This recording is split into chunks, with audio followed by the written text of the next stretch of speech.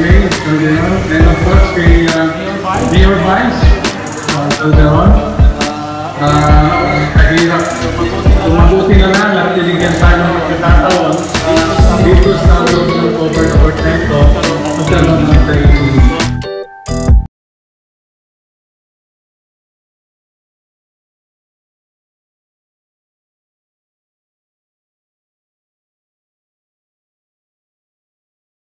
Morning po, Pilipinas! Happy morning sa buong mundo, lalo na po ang ating mga OFWs dyan. Kapag siya nang nag-imbita, talagang hindi po tayo makakahindi.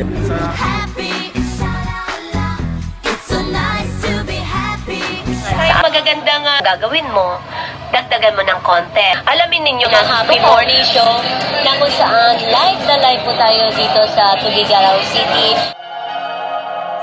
Na po o baka may naisip kayong mga produkto na kilala din, tutulungan po kayo ng matututo ka na, lagi ka pang masaya.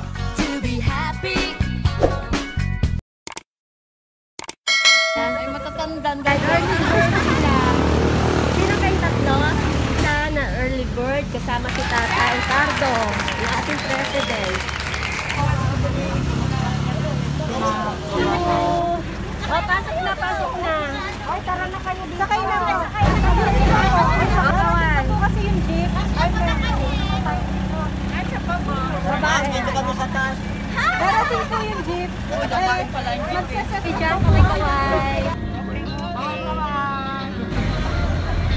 Ang Mona Rizal. Diretso lang po dyan ko yan. Diretso tayo? Ayan o, yung may tricycle. Kanan yan yan. Diretso tayo. Ito to po, ayan. Ayun. Eskinita, ito. Ayun. Straight ahead. One way ba yan? Hindi. Diretso? Pag diniretso, one way. Ewan ko. Historian will finish on the truest.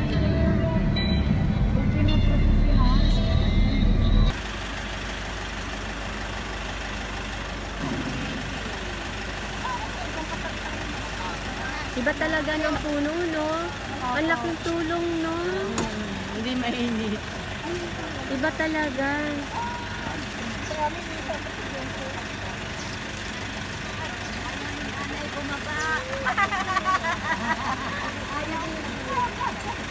Ang lamig, oh. Ang ganda ng puno. Gilta pala. Oh, ano nga.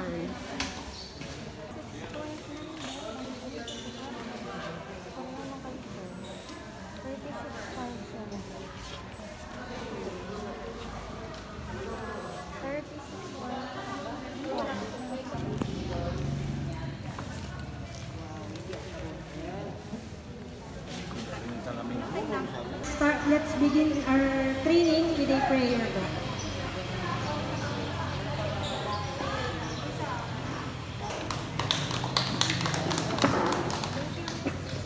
Thank you, Miss Jessa. Good morning po. Parang wala pang energy. Good morning. Good morning. Okay, ako na rin po ang mag-welcome. On behalf po of our PD, Provincial Director Fernando E. Ablasa, nagpapasalamat po kami una-una po sa LGU Angono, sa Municipal Agriculture Office, sa pamumuno po ng ating Dr. Joel Tuplano sa pagbigay po ng ating venue for today. Yan, hindi tayo mauulanan, hindi tayo, medyo mabanas lang na konti, pero at least hindi tayo mauulanan ngayong araw at meron tayong facilities. Ano po? So, hindi na po tayo maghahanap ng iba pang venue. Nandito na po. Thank you, sir. Thank you, sir. Thank you, Doc Joel. At saka sa kanya po mga kasamahan na masisipag. Yan. And, of course, sa ANFA, okay, ito na po ang ating fifth installment sa ating 6th series na mga trainings and webinars. So, isa na lang ho at graduate na tayo sa ating mga trainings. So, kaya pa ba? Ito ang topic natin for today, okay, ay po para sa lahat. Dahil as an organization, maituturing na baby pa lang tayo. Nag-uumpisa pa lang ang ano ka. So, mainam, mabuti para sa inyo na maintindihan kung ano po ang mga kailangan natin gawin para tayo mas mapalakas, na mas maging stronger, mas maging united, fortified ang ating organization. Sa ngayon, na-encourage kami dahil kahit baby pa lang ang organization natin, nag-start tayo last year, August 2020. You've gone so far. Alam niyo yun? Ang layo na po ng narating ng ANFA. In fact, binenchmark na kayo. O diba, sikat na, sabi mo Recording in progress. Sikat na kayo sa DOST Bulacan. Nakarating na po ang inyong kasipagan, ang katagumpayan. So, itong mga darating pa na panahon, hopefully, mas magtagumpay pa po ang ANFA. And itong webinar na gaganapin natin ngayon ay isang tool. Isa pa sa mga tools na ibibigay ng DOST para mas lalo nyo po makamit ang ating mga vision at mission sa inyong organization. Okay? Excited po ba kayo? Okay, excited na rin po kami. At without further ado, ibibigay ko na po ang ating susunod na speaker. I-introduce po sa inyo ni Miss Jessamay Matanggihan. Okay, maraming salamat po. Currently taking up postgraduate study diploma in social work, major in community organizing at the University of the Philippines, Los Baños, at University of the Philippines Open University. At present, she is a provincial cooperative development specialist at the Cooperative Development Authority based in Rizal Field Office. She also has experience in consultancy services for World Bank-funded projects in terms of data analysis, marketing, enterprise development, value chain analysis, and others. A resource speaker also bagged awards. She won the first place of CDA 2019 Natatanging Kawani Regional Awardee Technical Personnel category, and also second place of CDA 2020 Natatanging Kawani National Awardee Technical Personnel category. Let us all welcome our resource speaker for today, Ms. Jeramel B. Valdez. Inyong lahat sa mga participants. Okay po, so muli po ako po si Jera Valdez. So all throughout our discussion, pag may kusipin po natin sa dinami-dami, mga taong naghihirap ngayon, may isang tao na mag-e-effort na bigyan ka ng regalo. Di mo ba? So parang nakaka-flatter naman. Kahit na mahirap ang panahon ngayon, kahit financially nag-struggle ang karamihan sa atin, may isang taong nagbibigay sa iyo ng regalo. Pero, paano po kaya kung ang regalo na tanggap natin ay ganitong itsura? Ayan. Ano po ito? Hindi ko po kayo marinig eh. Okay lang po. Bato po siya, di mo ba? So, kung iisipin po natin, ano bang meron sa bato? Ba't mo ako reregaluhan ng bato? Pero tayo po mga Pinoy, isa na po sa ingay ng aso, kapitbahay. Tayo po mga Pinoy, marunong tayong mag-appreciate ng mga bagay-bagay na nakikita natin sa paligid. Especially kung ito ay regalong ibinigay sa atin. So may mga kasamahan kami mga tinanong, pag face-to-face kasi namin ito kinakanda. Tinatanong namin yung mga participants na dito, mahirap po sa sitwasyon natin ngayon. Next time po, pag mag-face-to-face tayo. So pag tatanungin natin yung mga, pag tinatanong namin yung participants, sasabihin nila, ay, salamat, may panghilod na ako. Sasabihin naman yung iba, ay, gusto ko yan kasi pang-design sa bahay. Medyo puti yung bato, maganda yung itsura. Tsaka yung bato mukhang galing sa dagat, hindi na ako nakapunta ng dagat, pag nakikita ko yan, mariremind ako ng dagat. Yan. So may mga paraan tayo para ma-appreciate yung niregalo sa atin kasi nga, makaka-flatter tayo bibigyan ng regalo. Para po sa akin, I would like to interpret this gift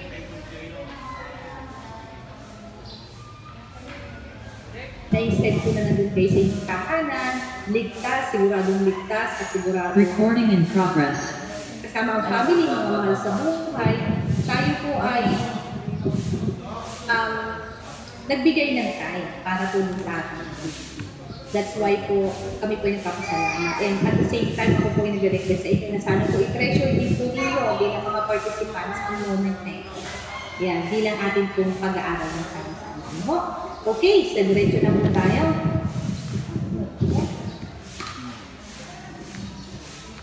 Ayan. So, ang objectives po ng ating pag-aaral, unang-una po, ma-define namin sa inyo ano po ang ibig sabihin ng cooperative. Ayan. Ano po ang duties and responsibilities ng mga miyembro, ng mga officers, ng management staff ng isang cooperative? Ano po ang kaibahan ng kooperatiba sa ibang negosyo? Ano po yung concept ng net surplus ng isang coop? Alam niyo po ang isang kooperatiba, ang tawag niya sa kanyang kinikita, hindi po kita. Ano po ba ang isang community?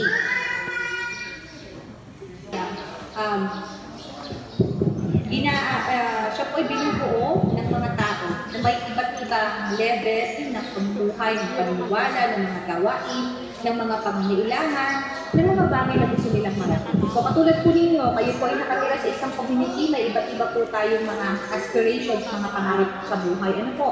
And then, of course, maganda po na ang mga miyembro ng community ay nagkakaisa.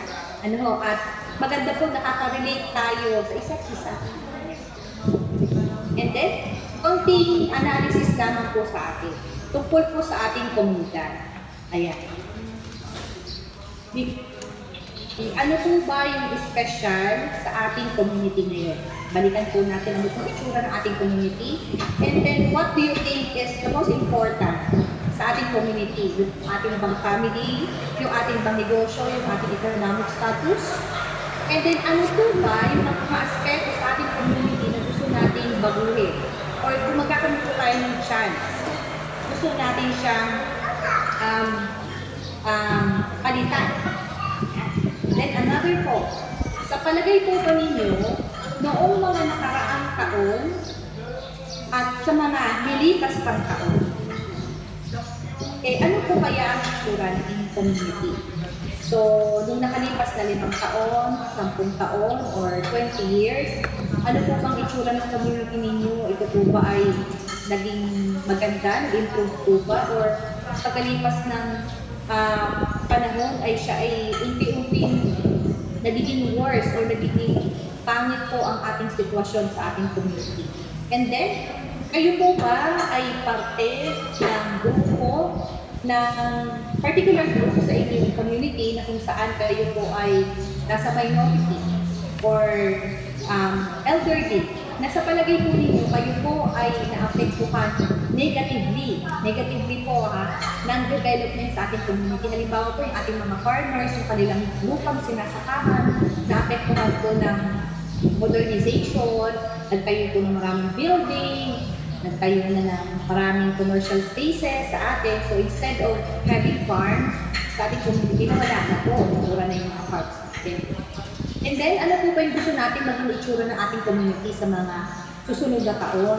Ano po yung pinapangarap natin para sa ating community, maging sa susunod na generation ng ating komunidad? Yeah. And also, of course, dahil tayo po ay nagbalik tanaw sa ating community, may mga makikita po tayong mga problema sa ating komunidad. Diba? Ito po yung mga common community problems. Yan, adolescent pregnancy, mga agang pagbubuntis, and then yung iba po pong komunidad, wala masyadong access sa clean drinking water, but I believe yan po sa mga swerte po tayo kasi may drinking water tayo ng ayos.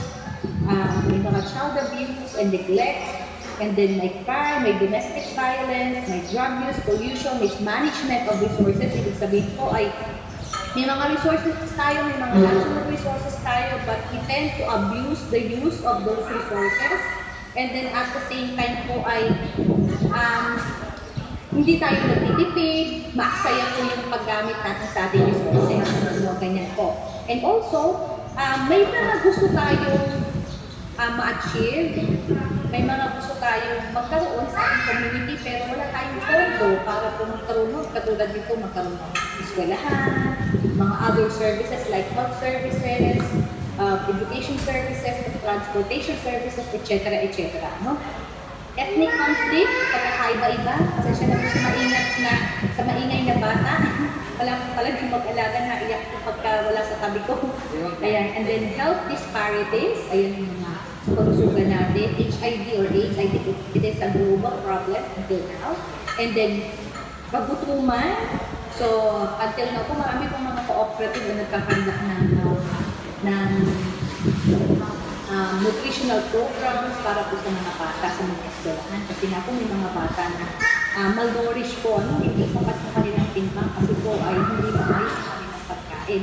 Minsan po kasi hindi natin alam na gutom tayo. Ano po, especially yung mga bata, hindi nila alam na gutom sila, malnourished sila. That's why we have to set programs. And then, emergency services. Iyan, sa totoo lang po, ako po talaga, personal experience ko po yan ngayon, pinagdadaanan ko yan ng family namin ngayon. Yung mahal mo sa buhay, gusto mong dalhin sa ospital, wala ka mapagdalang ospital, ng ospital binawagan mo, pero wala, hindi siya madala sa hospital, kaya mag-pending siya, ilang oras siya nandun sa labas ng hospital, hindi siya mabigyan ng proper health care. We take, hindi lang yung family namin nakarami ang ganyan mga sa ating mga kilala natin. So, napakahirap po. So, these are just some of the community problems na maaari po natin natin. Ano po, at nakita natin. So, tayo po, napakaswerte po natin, kayo yung association natin. So, bilang association, kayo po ay meron ng sistema, may mga ideals na kayo, may mga aspirations na kayo, at meron na po kayo isang ingay. At yung mga gusto po natin marating, meron na tayong mga plano, paano po natin mararating yung mga pangarap natin sa buhay. So, ano po ba, yung sa mga problema natin nakita sa ating community, ano po ba yung posibleng solusyon? So, unang-una po, community organization or group formation. So, napakaswerte po natin ng DOST and other government agencies helping us to form organization. And I believe na dyan po si Sir Adonis Kalindian, tutulungan din nila kayo lalo kung kayo po ay maging cooperative ka. No? So, ano po ba yung community organizing? Of course, with the method, the process, sa po siyang approach para po mas ma-develop tayo bilang hindi lamang isang individual, kundi bilang isang grupo. May mga prinsipyo po tayong susundin. Isa rin po siyang trabaho. Kaya po siya ay siniseryoso. Hindi po siya bara-barang decision making yung ating gagawin. So, sustain yung process. Dire-diretso po yung ating process. Yan po ang community organization. And then, ano pa ba siya? So, ang pagkukuha po ng community, dapat po may basis tayo. Hindi po tayo bara-barang sa ating desisyon. Dapat po may basis tayo. Ano po? So, ano ba yung structure niya? Sino-sino ba yung mga tao ilalagay natin sa position? May mga officers ba yan? Meron ba tayong mga empleyado, etc. etc. So, consider mo natin yan. Ano ba yung organization natin? Magiging negotiating ba to? Or simply just an organization? So, we have to identify ano ba yung uri ng organisasyon na kailangan ng ating community. Kaya po napaka-importante, titingnan po natin ano po yung itsura ng ating community. Yan. And then, so, ano po ba? Paano ba tayo nag-organize sa ating community? Una po, kailangan may proseso tayo. Ang CDA po, Cooperative Development Authority, ay very much willing to assist you para po mag-organize sa bilang cooperative. And then, another po is, alamin po natin ano yung resources na meron tayo. And then, siyempre, yung ating buong community, kailangan consider natin sila bilang isang client. Sila yung unang magbe-benefit. Sila po yung ating mga, ano ba tawag doon, patron. Kaya nagpapatronize. So sila yung mga patron natin. Bibili ng mga produkto at servisyo natin. Kaya dapat ikilalanin po natin sino magbe-benefit ng ating products and services.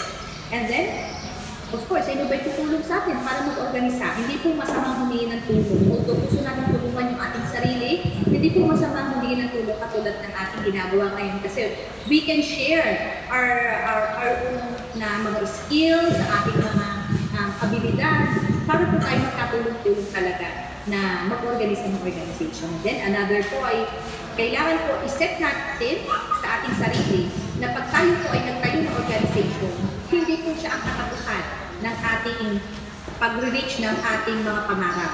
Ang pagtatayo po ng organisasyon ay simula pa lamang. Ano? This is the means for us para ma-achieve po yung gusto ng ating community. Kaya kailangan po, pag magbuo tayo ng organization, buo po ang loob natin, decidido tayo na gusto talaga natin ipagpatuloy ang pagkatayo ng ating organization. Another po, katulad po na ginagawa natin ngayon, importante po para tayo ay bilang isang community, magkatulong-tulong. Another solution po is education. Ayan, katulad po ng ginagawa natin ngayon, binibigyan po kayo ng idea about cooperative, about community organization. And then, of course, third alternative solution is organized action. Hindi po tayo kilos na iwalay. Ang ating pong mga kilos dapat po ay organisado, may sistema, nasa tamang oras, at saka po may assignment, kumbaga yung tamang tao, siya yung dapat nagagawa, hindi po yung kung sino yung naka-assign sa trabahong letter A, si member na isa yung gagawa, hindi naman siya yung naka-assign doon. So dapat po may assignment tayo kung sino yung magtatrabaho ng bawat gawain sa ating organization. So ito na po ang bakit po ba kooperatiba yung ating itatayo? Ano po? Kami po sa Cooperative Development Authority, of course, bilang from the CDA, kami talaga ay naniniwala is the better way of doing business and balancing the economy. Ano po? Kung tayo rin lang ay mag-renegosyo bilang isang samahan, kooperatiba na po yung itayo natin. I am vouching for that. Ano po? Kooperatiba na po itayo natin, huwag na tayo mag-isip ng ibang uri ng organizations pa. Ano po? Co-op na. At mamaya po isa-isayin ko kung bakit maganda talagang kumuha kayo. And of course, nakakatulong po ito para magbalanse ng ekonomiya. Ayan. So ano po ba ang kooperatiba? Medyo mabilis po kung magsalita. Pasensya na po kayo. Medyo binibilisan po talaga para po medyo mabilis na tayo, mas marami tayong ma-discuss. But let me know po pagka may gusto po tayo pabalikan, may gusto tayo clarify. Okay, so ano po bang isang kooperatiba? Ang kooperatiba po ay isang samahan ng mga tao na sila ay nagsama-sama. Voluntarily, ibig sabihin po ay hindi sila napipilitan na sumali ng kooperatiba. So sila po talaga ay nais na sumali, magbuo, meron silang autonomy, ibig sabihin ay may sarili silang karapatan. Sila po ay independent na grupo ng mga individual na sila din po ang magmamay-ari ng kanilang negosyo. Yan po ang isang kooperatiba. Another definition, people-centered enterprises. So, ibig sabihin, tayo po ay negosyo, meron tayong mga enterprises, kasi ang isang business pwedeng ang buuin ng different kind of enterprises, pwedeng integrated siya. So, iba't iba. So, people-centered siya kasi po inuuna niya ang pangangailangan ng kanyang mga membro. Hindi siya magtatayo ng negosyo na hindi bibili ng members niya. Ang unang-una, i-consider niya pag mag-iisip siya ng negosyo ay dapat kung tatangkilikin ng members, hindi dahil sa gusto niya kumita, kundi yun ay tutugon sa pangangailangan ng members niya. That's why pag may nagtanong sa akin, ano bang magandang itayin po? Credit ba? Transportation ba? Etc. etc. Ma'am, sir, ano po bang pangangailangan ninyo? Bilang isang sitwasyon, ano po? So yun po yung itatanong natin sa ating sarili. Ano po yung pangangailangan ng ating mga members? At yun yung sasagutin dapat ang ating po. Kung tayo po ay magkakaroon. Ano po? Another po, ay ang kooperatiba po, pinagsasama-sama nito ang mga tao. At siyempre, sa kanilang pagsasama-sama, ang kanila pong ini-impose na pamamalakad ay demokratiko na paraan.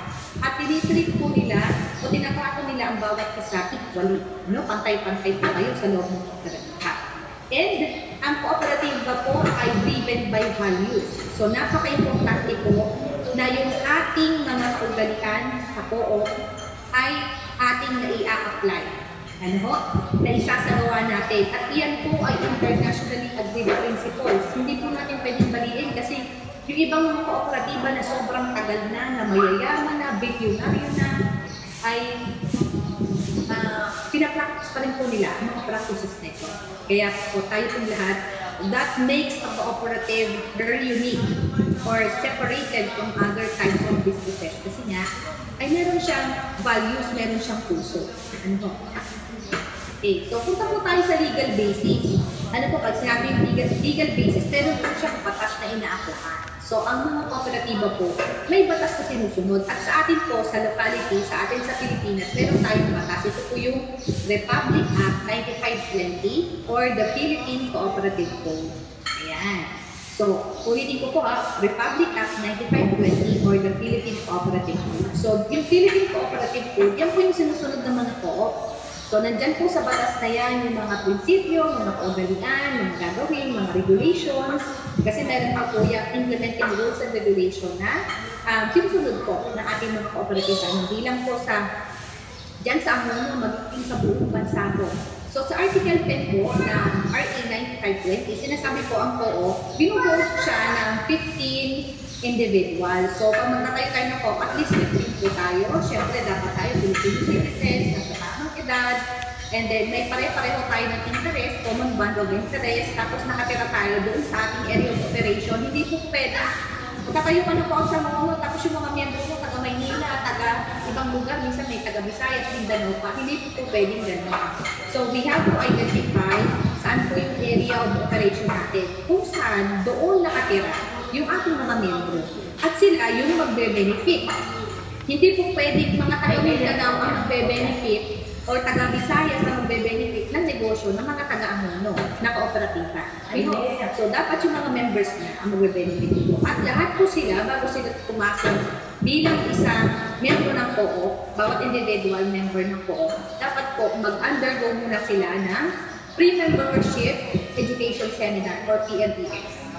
Ayan. So, katulad po ng ginagawa natin ngayon, may orientation na. Pero pag sinabi kong pre-membership education seminar, ay talaga po mas malalim yan pag-aaral. Kasi gusto po natin voluntary yung pagpasok sa co-op at naintindihan niya. Hindi niya basta sinabi, uy, hindi ka sa co-op, magkakapera ka doon. Minsan ganun po yung isip ng tao sa co-op, magkakapera ka yung kakautang ka doon. Kasi yung lang yung naintindihan natin about the cooperative. Pero mas marami pa siyang malalim na mga gawain na definition unless nandun na tayo sa loob ng co-op, mas maintindihan po natin siya. Pero, bago tayo maging member ng co-op, ayan, so meron po tayong pre-membership education seminar.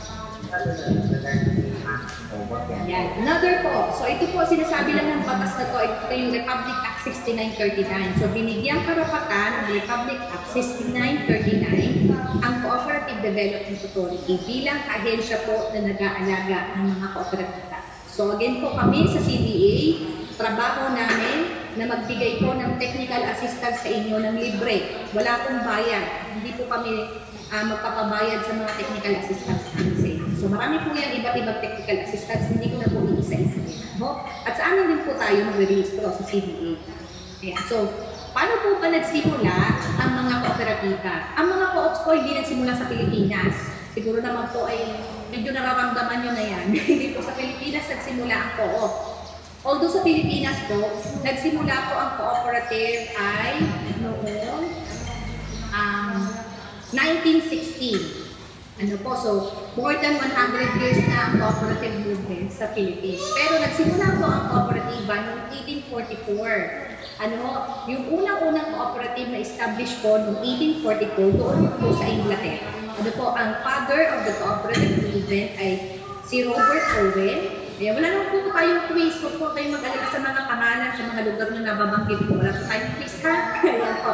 So, ang father of cooperative movement ay si Robert Owen. At si Robert Owen po, nagsulat siya ng mga basic principles about cooperative.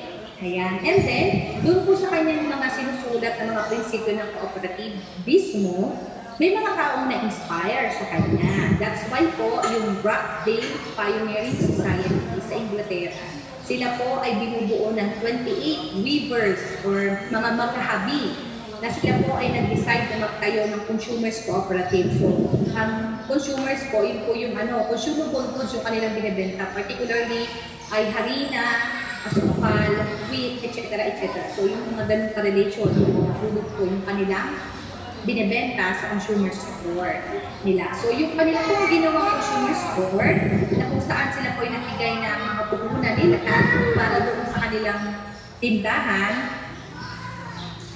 ay sila po ay nagsama-sama at naging successful po sa kanilang business venture. Therefore po, maraming tao ang nag-fight kanila. At doon na po, nagsimula na po kumalat ang cooperativismo. At sa ating pong bansa, ang mga prominent names, isa po sa mga prominent names sa ating bansa with regards to cooperativism is actually si Dr. Jose Rizal. Ano po, isa po sa mga unang po na natalo ay tinutong niya may rata sa dapitan po nung siya ay na-excite sa dapitan. So far po, at this point, sa buong mundo po, ay 12% ng populasyon ng ating buong mundo ay member po ng cooperative. We have 3 million cooperatives all over the world. At ayan po, napakadami na po kung iba't ibang uri ng kooperatiba at napakadami na po nabibigyan ng trabaho ng mga cooperatives. At nabibigyan, babago po ang buhay members dito. So, wala pa naman po tayong tanong so far. Ano po? So, ito na po. Dito tayo sa cooperative principles, values, and practices. So, sa buong mundo po, meron tayong sinusunod na 7 principles of cooperative. So, ito po, lahat ng cooperative, sinusunod po ito. And ito po ay sinulat din, sinama rin po sa Republic Act 9520. Nakasulat po ito sa article. Yan. Una-una pong prinsipyo ng mga kooperatiba, voluntary and open membership or bukas at kusang loob ng pagsaki. So, hindi po tayo sa pilitan pagsakali ng isang organisasyon sa kooperatiba. Tayo po dapat ay tama ang ating pag-intindi doon sa ating pinapasok ng organisasyon and at the same time ay hindi po tayo napipilitan sa pagsali. Pangalawa po ay democratic member control o malayang pamamahala ng mga kasapi. Yan. So, ibig sabihin po, pag kayo po ay member ng cooperative, ay kayo po talaga ay may boses po.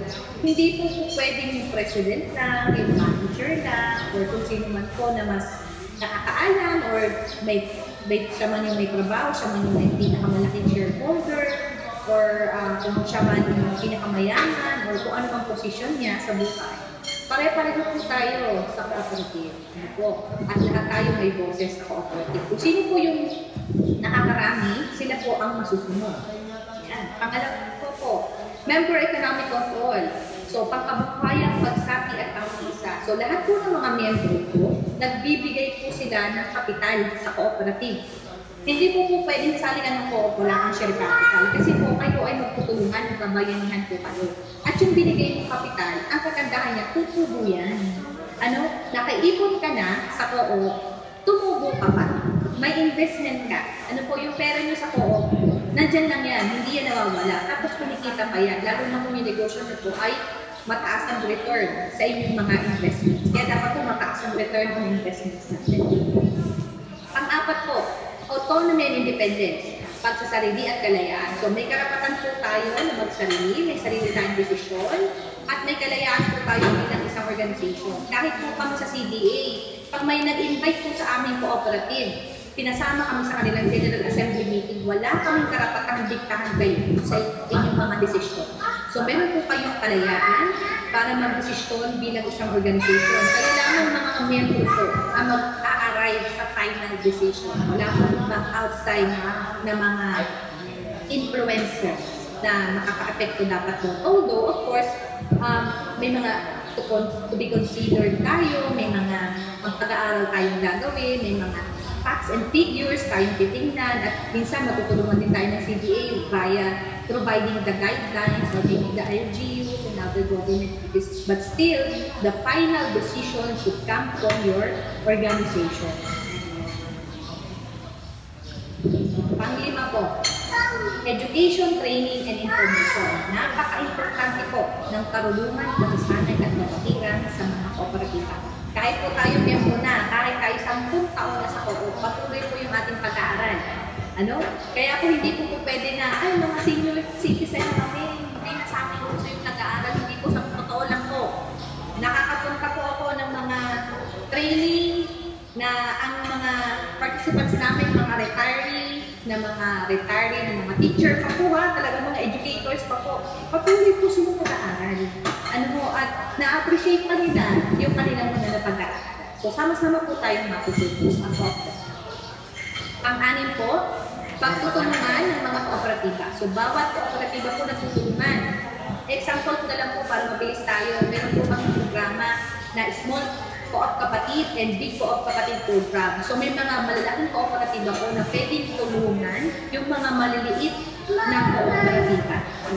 So, hindi po kayo nag-iisa pag kayo po ay nagtayo ng co-op. Next po, 7, and the last cooperative principle ay yung concern for community. Ayan. Of course, ating pangangalagaan ng community. Tayo po nagsimula kanina, no? Pag-look back kung anong itsura ng ating community. Ano po yung sitwasyon ng ating community.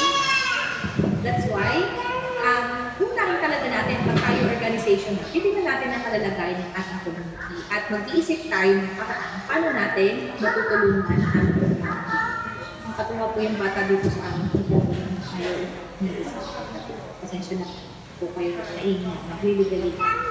Another po is, ulitin lang po yung 7 cooperative principles. First is voluntary and open membership.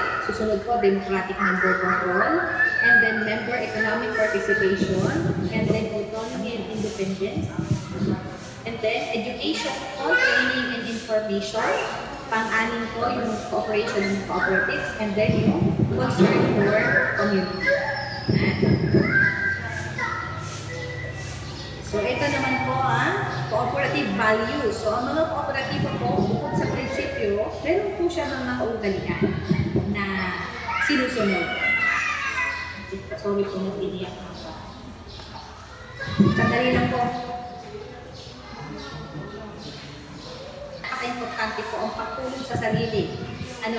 Hindi po pwede na lagi kayong aasa sa sandal sa outside factors na meron tayo na may mga organizations, may mga government agencies na very much willing to help you. But mas magiging matyaga po silang pag-a-assist sa mga organization kapag sila po ay nakikita nila na tinutulungan ninyo yung sarili. Marami po akong na-observe na kung sino pa yung mga kooperatiba na maunlad, na sila yung malalaki na, mayayaman na, sila yung napakabilis ang responde. Alam niyo kung ibig sabihin ng responde? Sila po yung pag nirequestan mo na, Madam, Sir, meron po tayong training ngayon. Pasensya na po, bigla ng invitations namin. 3 days ago po, magta-training po tayo. O di kaya may meeting po tayo, may open call po tayo, may consultations tayo, anumang uri ng invitations yan. Minsan po, yung mga maliliit na po, sila yung mabagal mag-respond. At yung mga malalaking po, sila yung mabilis mag-respond. And minsan po, nag-a-arrive ako dun sa conclusion na maybe. Kaya po, yung mga co-ops na po, naging malaking kooperatiba. Kasi nga, ganun sila. Mamuhusin nilang mabilis ang responde nila, tinutulungan nila talaga yung kanilang sarili. Wherein yung mga maliliit na co-op, minsan talaga mabagal silang kumilos. Medyo mabagal ang pag-respond din nila doon sa mga requirements, sa mga invitations, sa mga meetings. Minsan na, bibigyan mo na sila ng free training, hindi pa sila makaka-attend, yung mga ganyan. Although, hindi naman sila yung husgahan kasi maaaring meron sila mga unfortunate circumstances. Pero, that is only for some situations. Pero, sana po na po that time ay lagi tayong ganun na parang ang bagal na ating pag-responde. So, kailangan po talaga matuto tayong tulungan ng ating sarili, very responsive tayo, patient tayo, although maraming mga requirements sa mga proposals natin para bago mapasa, mabigyan tayo ng grant, mabigyan tayo ng assistance, but still, kung tinutulungan natin ang ating sarili at nagtutulungan po tayo, magiging mabilis po. And another po na values ng co-op, self-responsibility. Napaka-importante po, isang example na lang yan, dahil po sinasabi, may nakatingin po o wala. Gumagawa po tayo, kumikilos tayo, at nasa tamang timeline. Pag sinabi kong tapos siya by Tuesday, tapos siya by Tuesday. Kahit na walang nanonood na supervisor kayo, kahit na-work from home ka, gagawin mo yung trabaho. Ganun po tayo. Self-responsibility. democracy, mabanggit na natin kanina, malaya po yung pamamahala sa ating kooperatiba. Another po, pagkakapantay-pantay. No? Wala po mas mayaman, walang hirap, walang middle class, wala. Tayo po ay pantay-pantay po. One member, one vote po tayo. And then, katarungan. Napaka-importante po na ma-achieve natin ang katarungan. Isang example lamang po niyan, kung sino yung member na nangangailangan, siya po yung bigyan natin. Pagka may member tayo, hindi na niya kailangan, hindi natin siyang bigyan. Mas bigyan po natin, paglaanan natin yung mga tao na nangangailangan.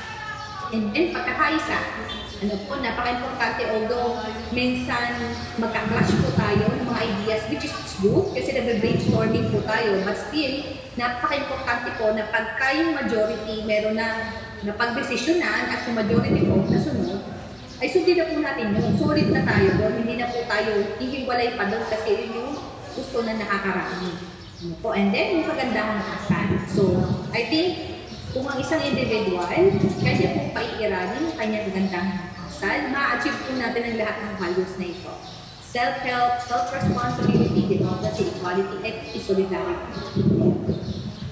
And applicable po ang kagandahan ng asal hindi lang sa co-op, even outside. Napaka-importante ilan yung tinuturo din natin sa atin.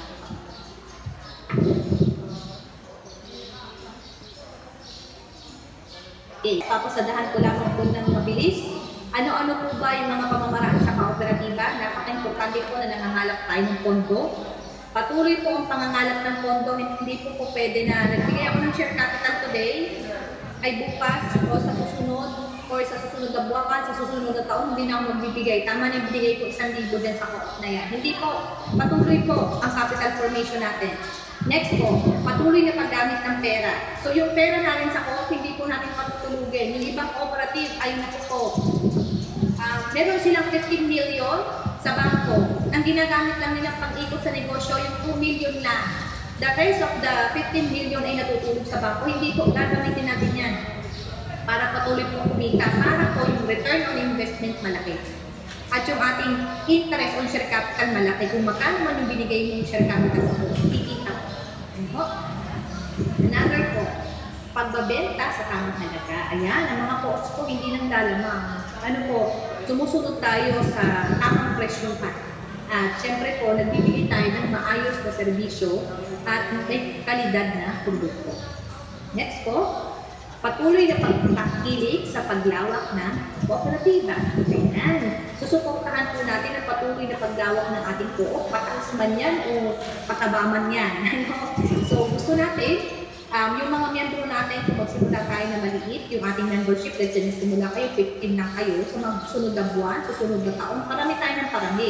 Kung yung share capital natin, nagsimula tayo ng 100,000, sa mga susunod na taon, dapat 1 million na yan, o mas malaki pa, milyon-milyon na yan. So patuloy ang expansion natin, maging po sa kakayahan at kagalingan. Dapat po tayo ay nag-e-expand. So patuloy din ang education. Yan. And worthwhile activity. So dito po sa bandang dulo, yung last part po nakalagay dito, worthwhile activity. So wag po tayo manatili doon sa mga activities para sa community na paulit-ulit, taon-taon nyo lang ginagawa natin kasi wala tayong ibang maisip. So, dapat po maging creative din tayo base sa pangangailangan ng ating community. Ano ba yung wala sa community? Kaya bang turunan ko ng co-op? So, ganun po. Kaya maganda iba-iba yung ating mga programa. That's also one way of expanding our cooperative. Another, quality standardized goods. Yung ating mga produkto at servisyo, dapat po maganda ang kalidad. Yan lamang po yan. Susunod po ay pakipagtransaksyon sa ibang kooperatiba. Yan. So, mga cooperatives po, nagbebentahan niya mga yan, nag-uusap-usap yung mga yan. At sila po ay nagsusuporta. Another, pagtitipid sa gastusin. Hindi po gastusero at gastusera ang mga cooperatives. Tayo po ay nagtitipid. Lalo na kung ang ginagamit nating pera ay pera ng ating mga members. So, dapat po ay hindi tayo bara-bara sa pagkastos. Pinaplano, meron nga po tayong plan and budget na kailangan din pong maaprobahan sa ating general. Ako po ay nagpapatuloy naman po ng discussion. Hani po, kapag kayo po ay may tanong ay let me know lang po. Nature and characteristics of cooperative. Ayan. Mapaglingkod po ang mga kooperatiba. Gusto din naglilingkod sa iba, especially sa kanyang mga members. Another po ay yung pakikisalamuha sa community. Ang mga kooperatiba po ay hindi yan sila parang island na sila lamang nasasalamuhaan, sila lang nag-i-interact. Of course, they give value doon sa community. And then, mga tao po at bukas ang mga kasapi. Pag ikaw ay member ng cooperative, hindi po pwede na ako po magsalita, ako po magpag-usap kay manager, kay chairperson, ako po magpag-harap sa kanila kasi baka mabulugan ko. Wala pong ganoon sa cooperative. Po, kailangan tayo yung mga tao at bukas tayo sa kasapi. Kung wala tayong planong gawin dito, ay hindi po tayo papasa bilang cooperative. Another, pag-aari, pinapatakbo at pinapakilit ng mga kasapi. Ayan. Pag tayo po ay sumali ng co-op, lahat po tayo may investment sa co-op kasi nga po, di ba, may member economic participation tayo. Nasa 7 cooperative principle po yan. Kaya, bilang isa sa mga investors sa cooperative, investors pong tawag sa atin, or shareholders. Ayan. So, bilang isa sa mga shareholders, tayo din may-ari ng negosyo. So, kung meron lang kayong gasolinahan sa inyong lugar na pamamay-ari ng co-op, lahat ng member ng co-op may-ari ng gasolinahan. Kung ano mang assets na meron si co-op, may building yan, may lupa, ano mang property, equipment, supplies, sa mga members ang lahat ng yan. Kasi sila ay nag-invest doon sa cooperative. And sila din nagpapatakbo ng kanilang cooperative. At sila yung tumatakili. Ibig sabihin po, sila yung unang-unang patron. Kayo po unang-unang bibili ng mga produkto at serbisyo ninyo. Kasi in the first place, hindi po kayo magkakaroon ng produkto at serbisyo na hindi nyo kailangan. Kahit nasabi ko na kanina. Another, cooperatives are business enterprises. Ano pong ibig sabihin yan? Kahit po tayo ay samahang makatao, samahang may values, may puso, itindihin din po natin, negosyante po tayo po, nabigay ng bigay.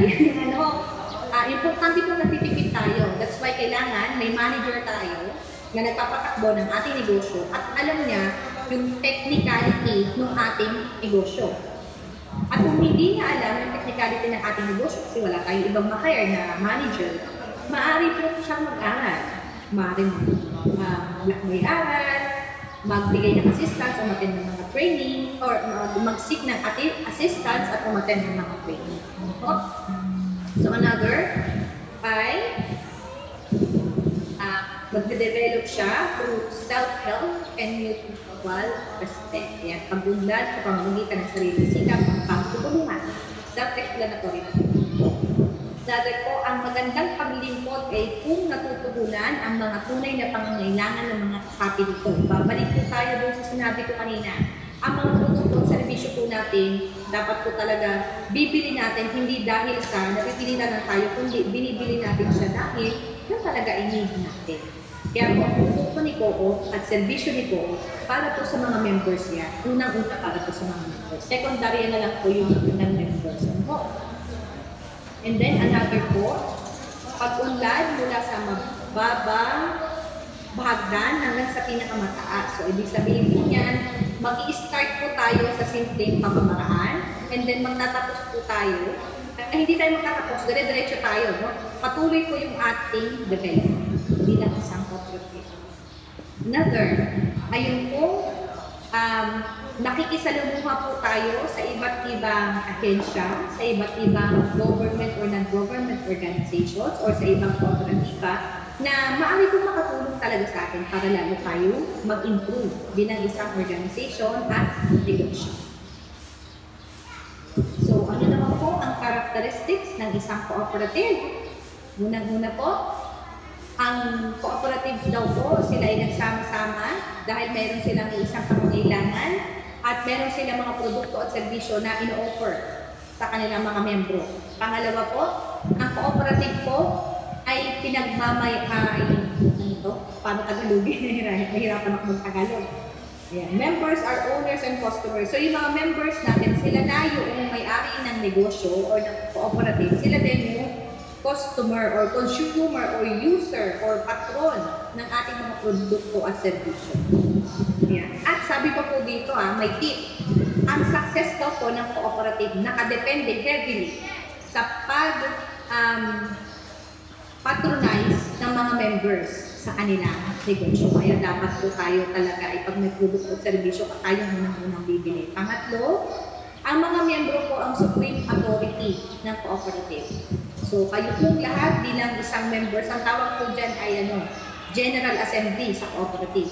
So, yung lahat ng membership, sila po yung may supreme authority sa cooperative. Pang-apat po, sila po ay unique at iba sa ibang uri ng negosyo. Unang-una po, one member, one vote po tayo. Hindi po tayo katulad sa mga sa corporation na kung sino may pinakamalaking share capital sa kanilang corporation, siya may pinakamalaking percentage ng boto. So, sa co-op po hindi. One member, one vote lang tayo. And then, ang mga member po, sila po, bukod sa kumikita nilang interest on share capital or yung kanilang share capital na kumikita sa co-op, bukod po doon, every time na kayo ay bibili ng produkto at serbisyo ng co-op, may babalik po sa inyo. Ano po? Yan, ang tawag po dyan ay yung patronage effect. Another characteristics po ng cooperative, siya po ay, sabi nga natin, ng mga cooperatives may concern sa community, may social purpose po tayo.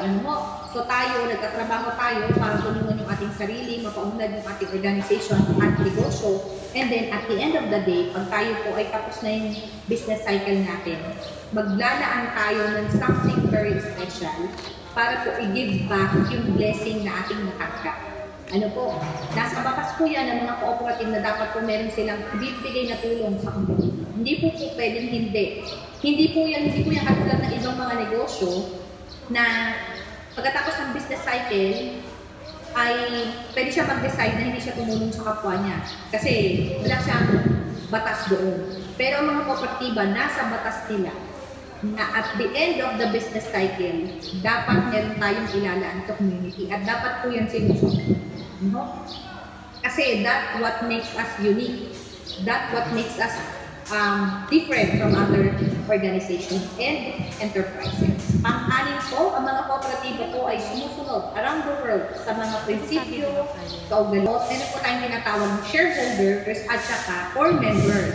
Yan. So yung mga members, sila po yung nagbigay ng share capital sa cooperative. So kung kayo po ay magtatayo ng co-op, pag kayo po ay membro, dapat po may binigay kayong share capital sa co-op. Shareholder po ang tawag sa inyo. And of course, bilang mga members, balikan ko lang yung last part, sila po ay, kayo po ay may karapatan bilang member na makareceive ng information, timely, sa tamang oras, at saka po magbibigay kayo ng investment sa co-op, patuloy po magbibigay ng investment, at maging parte ng voting decisions. Ayan.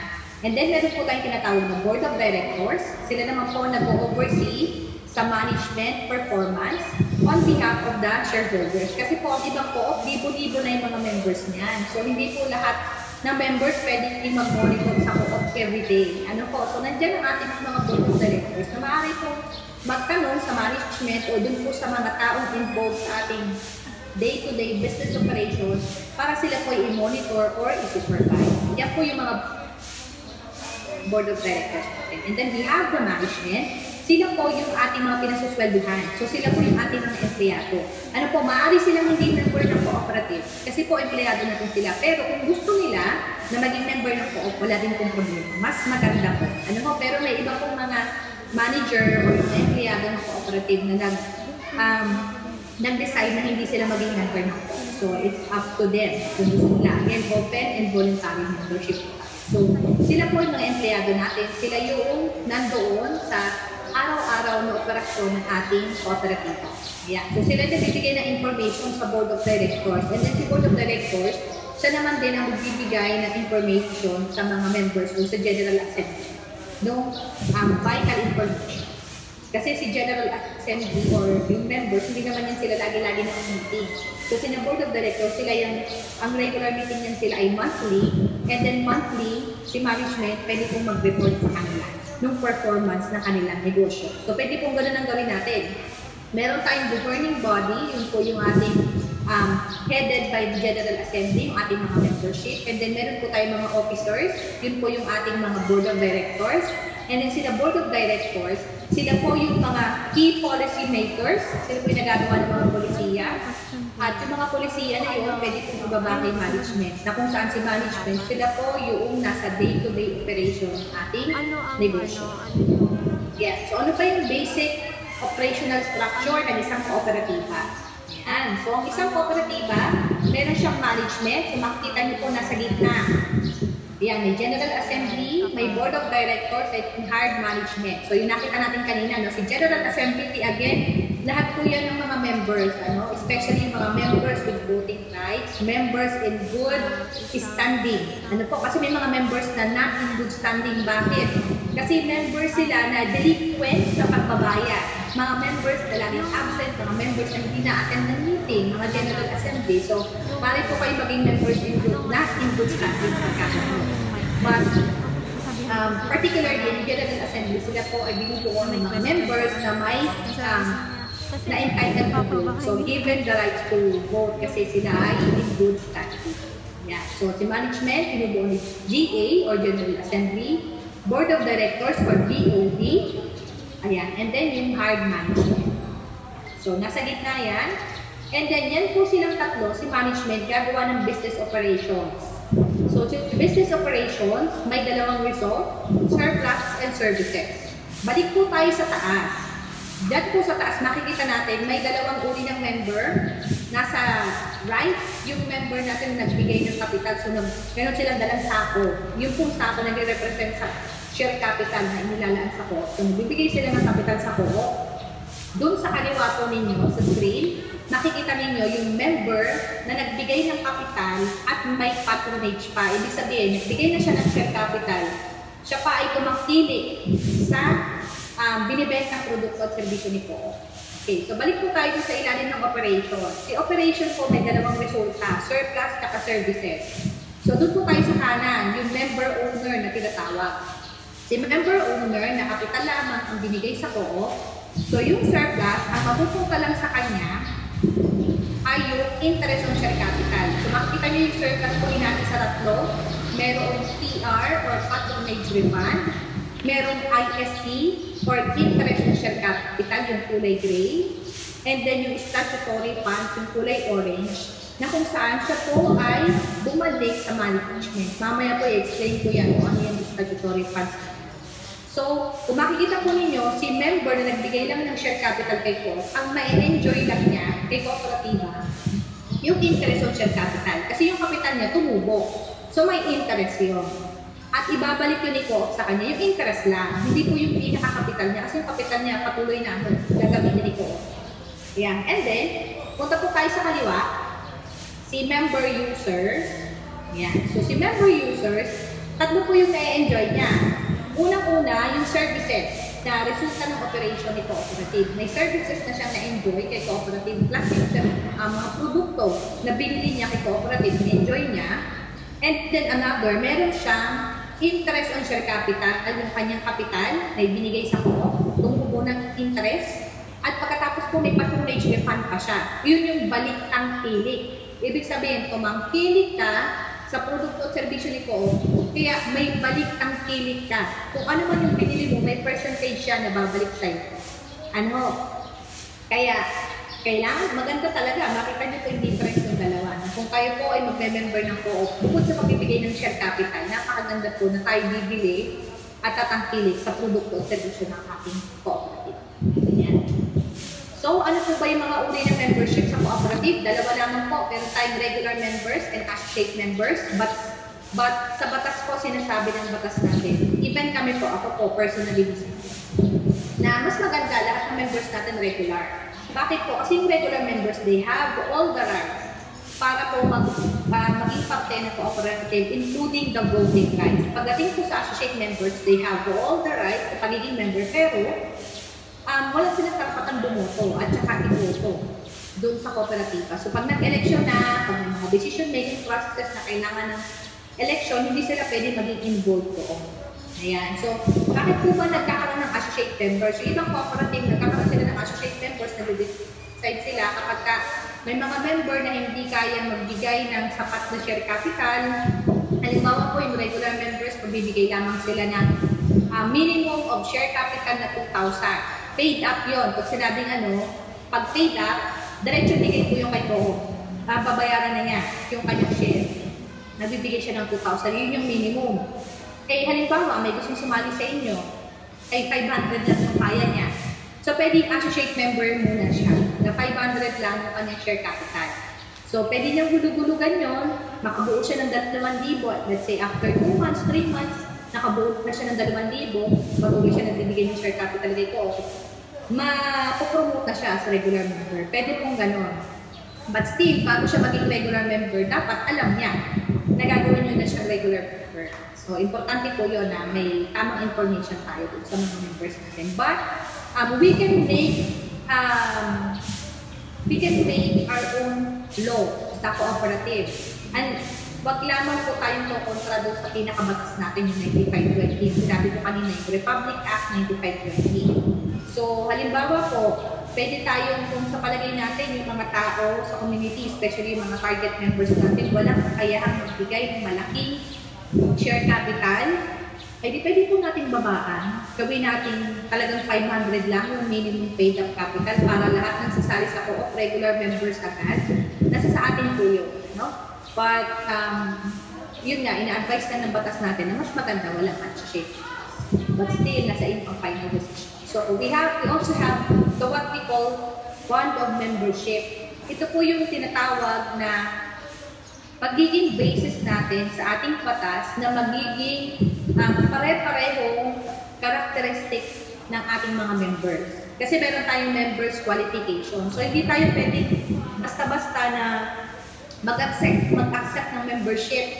So, dapat qualified din sila sa ating qualification. So, meron tayong bond of membership na i-identify kung sa ating batas or organization. So, unang-una, meron tayong residential, bond of membership, then meron tayong occupational, associational, and institutional. Pag sinabing residential, pag in-state po ng common bond of membership nyo, residential, dapat nakalagay din saan nakatira. Let's say, that's the common bond of membership of this cooperative is residential and its members will come from the municipality of Angono. So, ibig sabihin, lahat ng members po ng inyong cooperative dapat nakatira sa Angono. Ang address nila sa Angono lang. So, kapag ka taga-Binangonan, taga-Taytay, Antipolo, hindi pwedeng sumali sa inyo. Kasi yun po yung nasa batas ninyo. Pag sinabi po occupational, yan po yung trabaho ng mga members nyo. Meron po mga certain occupations po na pwede tayo ilagay dyan. Halimbawa, lahat ng mga members namin dapat farmers lang at saka fisher po. Pagka hindi siya farmer or fisher po, hindi siya pwedeng sumali sa samahan namin kasi agricultural cooperative kami. So, pwede pong gano'n ang ilagay natin dyan. Pero dapat naka-specify po yan sa batas natin. Pag sinabing associational, ang pwede lang sumama sa aming cooperative or mag-join ay yung mga membro lang ng aming association. Kasi kung inyong association, rehistrado din yan sa SEC or Security of Exchange Commission. So kung rehistrado po yan sa SEC, lahat po ng mga members na naka-join lang doon sa association yun, pwede mag-join din sa inyong co-op. At titignan po ng CBA yung inyong registration from the SEC bago po natin tanggapin na yung inyong bond of membership ay associational na lang. And then institutional, ito naman po ang mga members under ng isang institution. So halimbawa po sa amin, may cooperative kami ng mga CDA employees, yung Co-op Guard FTC. So ang pwede lang mag-join sa co-op namin ay nasa under ng institution namin or empleyado ng CDA. So ganun lang po. So nasa sa inyo po yan, kayong pipili. Ano kaya ang common bond of membership natin? Okay. So, nagpaparamdam na si Ma'am Jessa May. Nag-overtime na ako, Ma'am. Hello po. Hello po, Mr. Yes, Ma'am. May question lang po tayo, Ma'am. Ay, okay po. Sige po. Sang slide kaya. Babalik na natin.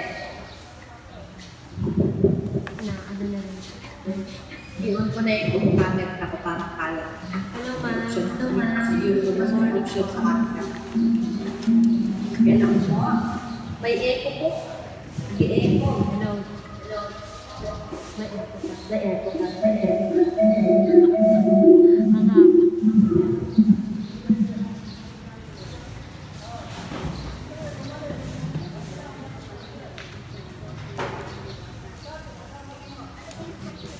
Ayan.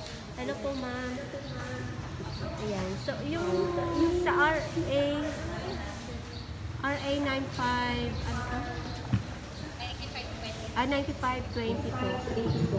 Papasok din po ba doon yung, halimbawa po pag mga members or yung official po sa kooperatiba, kapag hindi po nila nasunod yung panuntunan o alituntunin ng kooperatiba, ano po kaya mangyayari? At paano yung nalalaman kung gaano po katapat ang isang association o yung members? At, opo, kasi okay, sige. Yun lang po muna. Thank you, ma'am. The connection po natin ng isang organization, isang particularly cooperative, specifically pala, co-op ay nakakasunod sa mga agriculture ng isang cooperative o sa 9520. Dahil po si CBA, taon-taon po nag-i-inspect siya sa mga cooperative. Ayan. So, meron po kami, hindi pwedeng lumipas sa isang taon, hindi namin kayo nag-ibisita. Pwedeng virtually, pwede pong face-to-face sa panahon na yun. Kasi yung mga tayo. Although, mas prefer namin face-to-face, kaya alam mo, medyo takot pa kami mag-virtual. Ayan. So, doon po sa virtual inspection, may mga questionnaire po kami na may ginagamit kaming tool or inspection tool na kung saan ay nagagamit namin ito para makita kung nakakasunod ng cooperative sa 9520. At syempre po, pag hindi sila nakasunod, hindi naman natin sila agad-agad papasara, idedemanda, kakasuhan, hindi po. Tutulungan natin silang makasunod. Yun po ay trabaho ni CBA. Halimbawa po, nagtanong kami, meron po ba kayong election policy? Kasabihin ni Co-op, wala. Wala po mami, hindi nga kami marunong gumawa nun. Eh, syempre po, trabaho ng CBA, natulungan kayo gumawa ng election policy. Kailangan po next year may election policy na tayo at dapat po gagawa din kami ng paraan para magkaroon tayo ng election policy. So may mga pwede kami ibigay sa inyo ng mga format or kung gusto nyo ay mag-policy formulation tayo para makagawa na kayo ng policy hindi lang sa election kasi marami tayong iba't ibang policy na pwede pong gawin sa loob ng co-op. So during inspection po nagka-come out tayo ng mga idea kung ano yung pwede pang intervention kay cooperative para siya ay makasunod. But if si cooperative ay talagang willfully violating the law or the RA 9520, pwede po kaming mag-request sa opisina sa CBA para po i-examine si co-op. Or bilang inspector ay pwede po kaming magsabi sa aming liga na investigahan po kayo at pag nakita po sa investigation or examination ay po talaga yung willfully violating the 9520 ay maaari po kayong masarap bilang isang cooperative. So yun po yun. Maalis po yung ating registration certificate sa city. Last question. Yun po yung wag lang po willfully. Yung may mga talaga tayo, hindi naman natin kaagad susunod. Yung batas lalo na kung bago pa lang yung po. That's why nandiyan sa CBA, trabaho nila, nagkabayan po, may mga cooperative para makasunod sa 95. Okay. Ma'am, follow up lang po doon lang. Baka magsipa. Nasagot po ba yung tanong? Yes, ma'am. Or baka may follow up question pa? May follow up questions lang po. Yung kung sakali po individual lang ang nakalabag, ano pong mangyayari sa association or doon sa individual? Kung si individual member po ang nakalabag, si cooperative po, meron niyang mga committee. Meron niyang education committee, ethics committee, yan po yung maganda asal natin. At saka meron tayong mediation and conciliation committee. So, may mga committee po tayo na maaaring tumulong para po si member ay pagigyan ng proper investigation or kung may dalawang member po na mayroong hindi pagkakaunawaan, itutulong po si mediation and conciliation committee para mag-arrive sila sa common understanding. Ano po, pwede pong gano'n.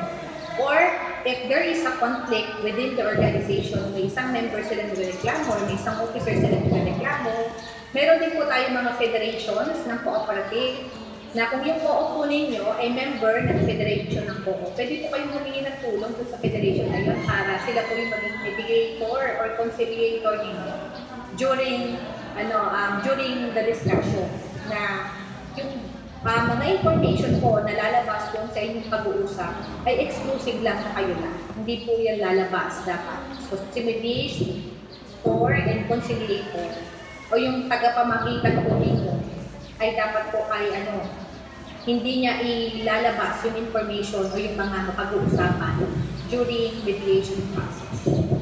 So, ganun po, kung may isang member na nakalabag, di maaari po tayo magpataw ng parusa rin sa kanya kasi meron po tayong mga regulation, meron tayong ethics policy, meron tayong mediation conciliation policy na may proseso po doon para masabi natin na itong member na to ay nakalabag, anong sanction na ibibigay natin sa kanya. Kaya napaka-importante kung may policy na tayo.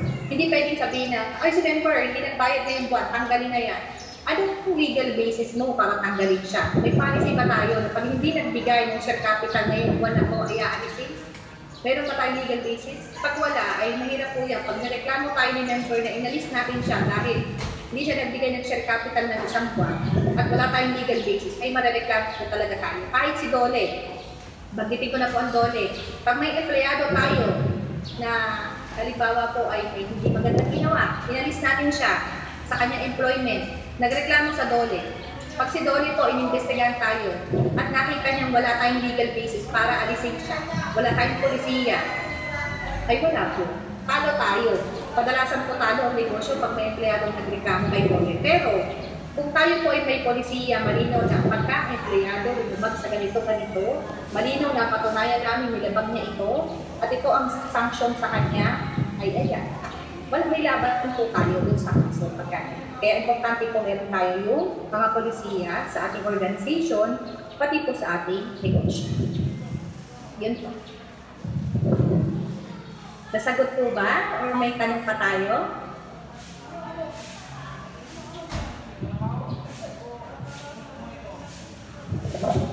Any other question po?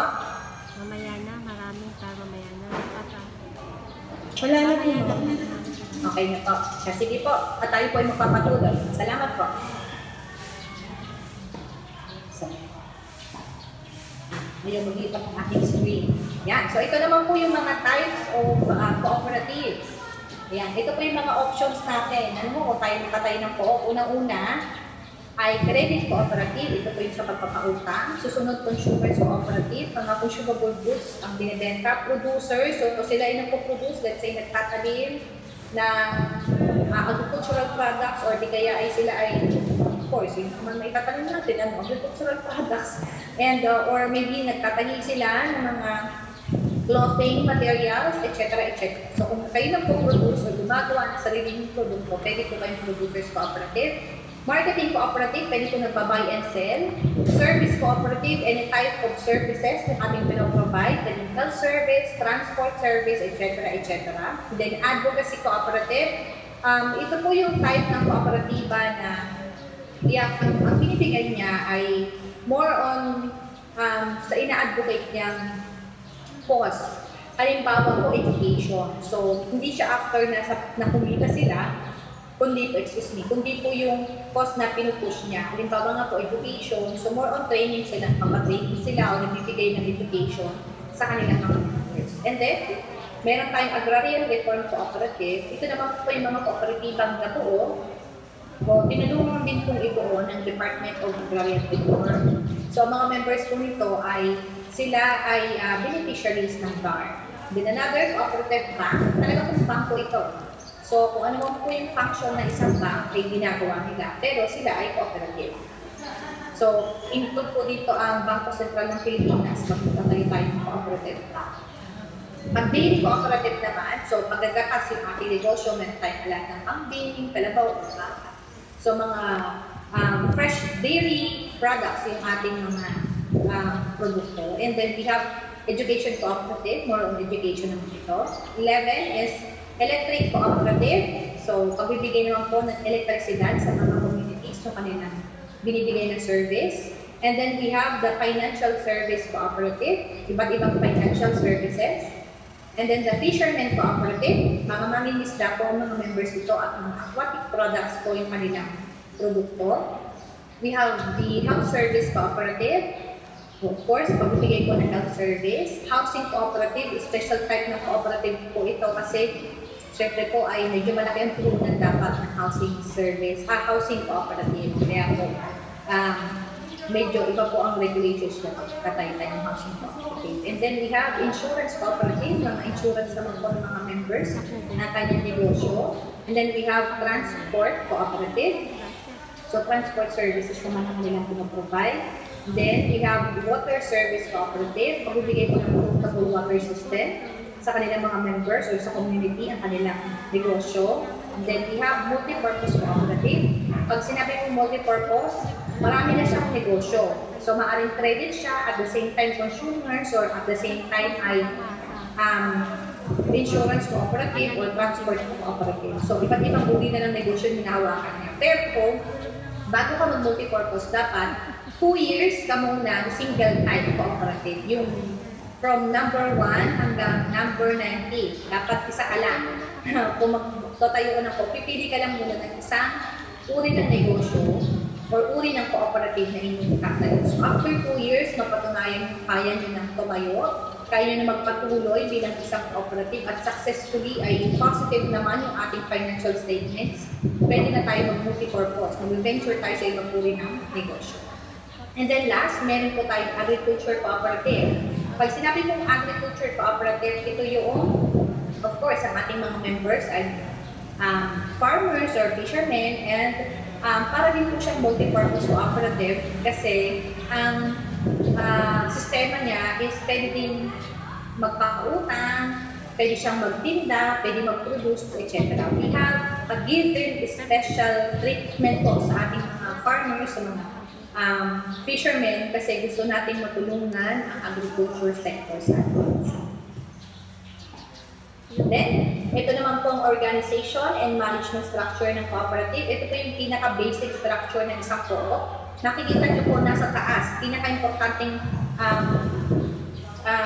kumbaga pinaka-mataas, no? may pinaka-authority sa ating organization is the General Assembly. Ayan, siya po yung nasa taas. And then, under the General Assembly, meron Board of Directors, Audit Committee, and then the Election Committee. So, these boxes na nasa red boxes mo, sila po ang tinatawag nating elected officials. Ano po? The Board of Directors, sila po yung pinaka-governing body natin na directly nag-report kay General Assembly, and the one who directly can supervise all of the committees and also the management staff. So they can have a meeting once a month or maybe more than once a month para po ma-supervise nila yung mga nangyayari sa negosyo at sa kanilang organization.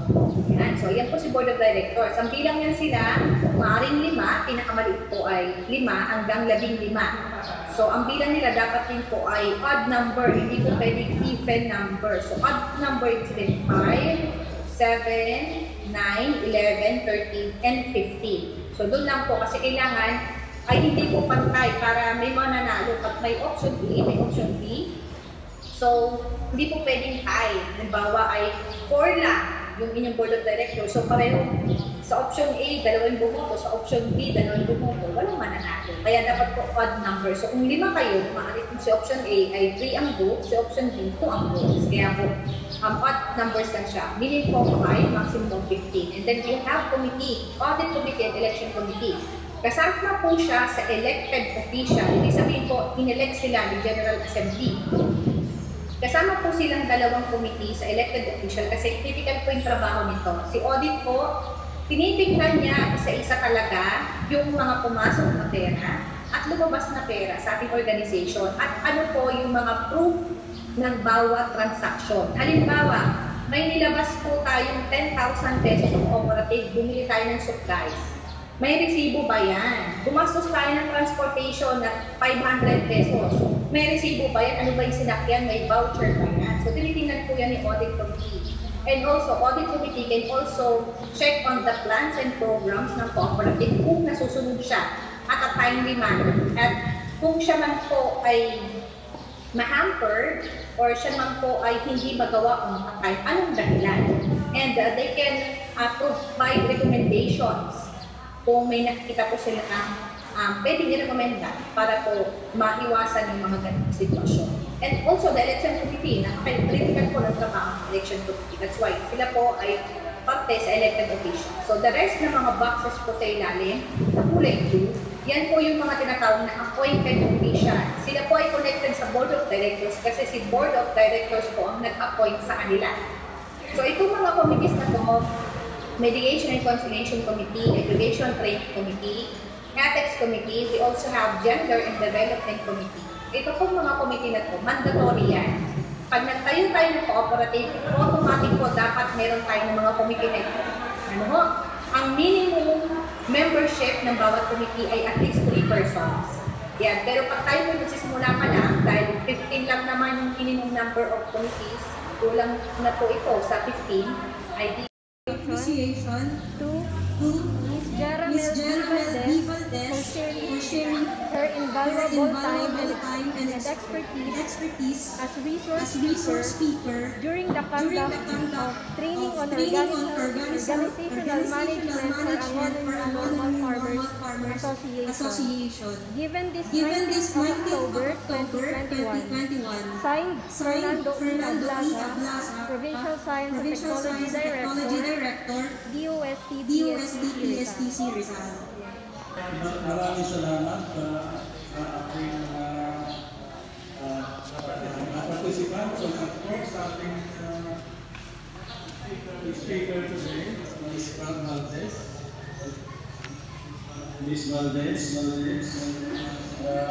sa pag-impart ng inyong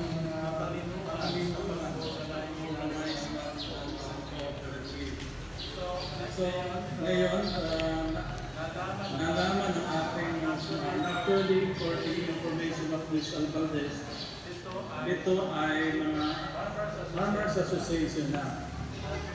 At nagbabalak ang maging kooperatiba po sila. So ngayon, naisipyo na kooperatiba. Napakahalaga niya kasi pag kayo ay mag-member sa kooperatiba, dapat alam po ninyo kung ano yung prinsipyo ng isang kooperatiba. Hindi yung nag-organize kayo bilang cooperative para mag-utang. Hindi yung prinsipyo na. Marami pa ang training sa inyo kasi salamat kay Dr. Joel for allowing us, and of course kay Mayor Calderon, Jeremy Calderon, and of course kay Mayor Vice Calderon, at saka kay Mao at Municipal Dr. Joel Putlano for of course allowing us to napakaganda ng ating bahay ngayon dito. Napakalaki. So, kasi ngayon kasi sa panahon na ito, unpredictable yung ating weather. Minsan ulan, minsan napakainit, kaya kahirap. So, mabuti na lang at tinigyan tayo ng pagkakataon dito sa loob ng covered court na ito, magkaroon ng training. So, ulitin ko, maraming salamat sa Dr. Joel sa office mo. Sa iyong pagdalo at sa ating pag-organize din sa ating mga officers ng ANFA, kay Mang Edgar, lahat ng mga officers, maraming salamat sa inyo. Maraming salamat sa inyo sa inyong pagdalo dito sa ating training na ito.